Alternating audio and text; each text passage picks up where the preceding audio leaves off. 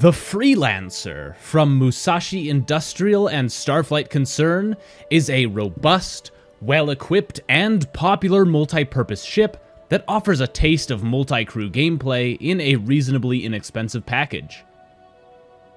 It's no wonder then that it's popular with many players, including myself, because of its utility, reliability, and power.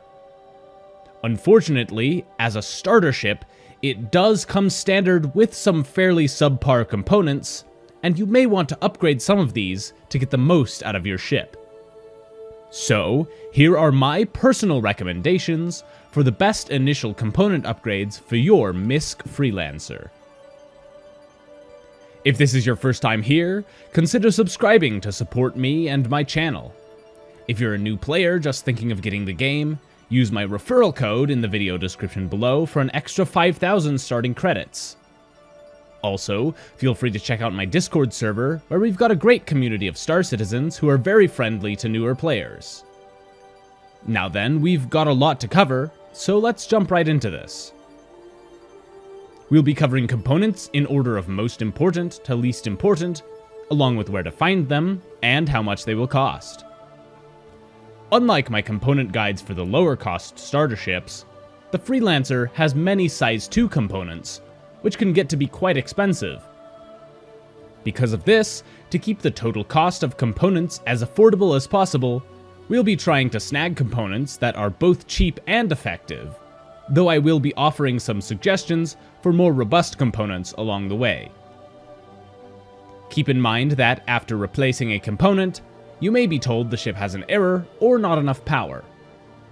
This can be easily fixed by manually cycling power to the new components from your onboard MFDs, or powering the whole ship off and on again. The worst component that the Freelancer comes with as standard is, by far, the power plant, so we'll be upgrading that first. I recommend heading to Her L2 or Orison to grab the JS 400 power plant for 53,150 alpha UEC. This robust power plant generates plenty of power for your components, and is very resistant to the ever-popular distortion weapons, making it an easy pick for a power plant upgrade. Next on our shopping list are the shield generators.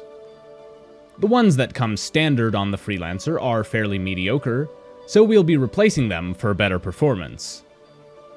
At Her L2, Orison, or New Babbage, you can find the excellent 7MA Lorica shield generators for 30,300 alpha UEC apiece. These shields have an excellent shield pool and are extremely reliable, and are also on the cheaper side of shields as well. There are some other options for shields, but I personally think that these are actually the best size 2 shields you can get. Next up, let's talk about weaponry.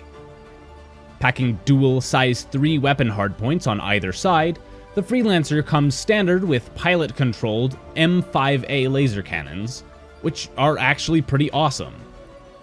I personally find that the slow fire rates and projectile speeds of cannons can make it difficult to hit a fast-moving target, especially since the Freelancer is a bit sluggish in the turns. At the Centermass shop at either New Babbage or Area 18, you can find the CF337 Panther repeaters for 8,925 alpha UEC each. I prefer these repeaters over the default cannons, though if you don't want to make the switch, you'll still be just fine. The turret guns on the Freelancer are also pretty great as they come, so let's take a look at the missiles instead. While you don't necessarily need to upgrade the missiles, they're fairly cheap to replace, so it's not that big of a deal. The Freelancer carries 4 size 3 and 4 size 2 missiles. I recommend replacing the Arrestor 3 missiles with Thunderbolt 3 missiles instead, and swapping the Ignite 2 for Dominator 2. If you want something a little spicier though, try replacing the missile racks with size 1 racks, and loading them up with Arrow 1 missiles instead. These missiles are super fast and can lock on super close, which makes them great in close quarters combat. The standard coolers and the quantum drive are good enough for now, so you don't really need to replace them. They are more than adequate to do what you need them to do without any issues whatsoever, so my recommendation is to just leave them as standard. While there are options to upgrade them, such as replacing the drive with the Zippy XL1 and the coolers with snowpack coolers, the increase in performance also comes with an enormous increase in cost, as that adds about 250,000 Alpha UEC to our final cost. Plus, the XL1 uses a lot more fuel, so you'll be spending more money there as well. So maybe save your cash for now, and spend it somewhere else. Overall, this little shopping trip will run you around 150,578 Alpha UEC in total, grabbing just the bare minimum of components.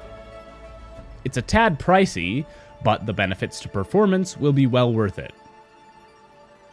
Just remember that you don't need to get all of these components all at once. Just grab what you can afford when you can. Please remember that while these are my personal recommendations of what to put on your Freelancer, this is by no means the perfect way to equip this ship. Try to experiment with what you like to use on your ships, and build them however you like to suit your personal playstyle. I hope you all enjoyed this video. If you did, please make sure to leave a like so I know to make more videos like this in the future. If you have any recommendations for ships I should take a look at next, please let me know in the comments down below. Thank you all for watching, and I'll see you all in the verse.